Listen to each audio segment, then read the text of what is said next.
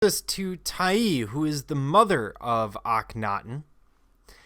And this piece was actually created earlier, but reworked with a plaster wig to cover the original headdress, because she was a queen, so she wore a queen's headdress at one point. And then they'll cover that with a wig. And we see part of that headdress here on a slight recreation of the piece.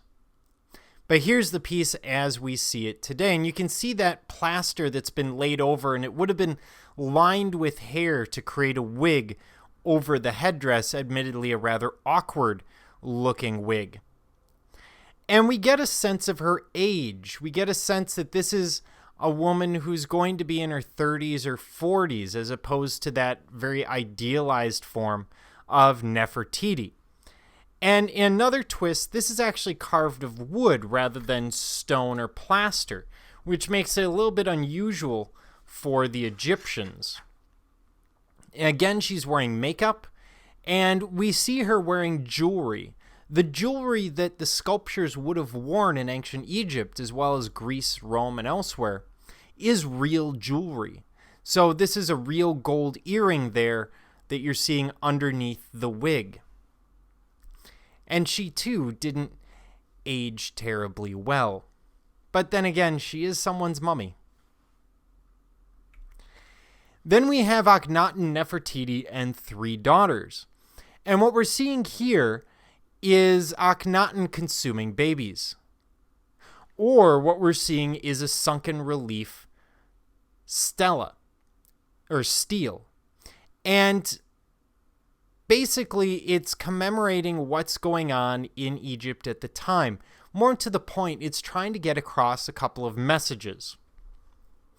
First is trying to get across this new religion of the sun. So we see the sun disk here with the blessings of the sun coming down upon the royal family. We have Akhenaton over here eating a child. We see Nefertiti over here in a scene of domesticity. You can imagine a 1-year-old climbing up your shoulder and grabbing your earring. I'm not sure children do that, but I'm assured it is fairly naturalistic. The interesting thing here is, remember I said most pharaohs have multiple queens, and it's sort of Game of Thrones trying to figure out who's going to be the next pharaoh. Akhenaton and Nefertiti are trying to increase this idea of domesticity, that you should raise your own children, that there should be monogamy, all of these ideas that we see as fairly modern. So it is rather unusual from that perspective. We also notice that Nefertiti has the same body form as Akhenaton. And there's very little to tell the two of them apart from one is male and one is female. Even the headdresses are very, very similar. And if you're looking at their feet and wondering if they have weird insect feet, that's actually sandals that they're wearing. Now, if you look at the details of this piece, you notice the artwork is not really well done. Look at this pillar over here on the right. You'll notice it's not straight, sort of like the line I'm drawing next to it. You'll notice that just there are details that are off, that are clumsy.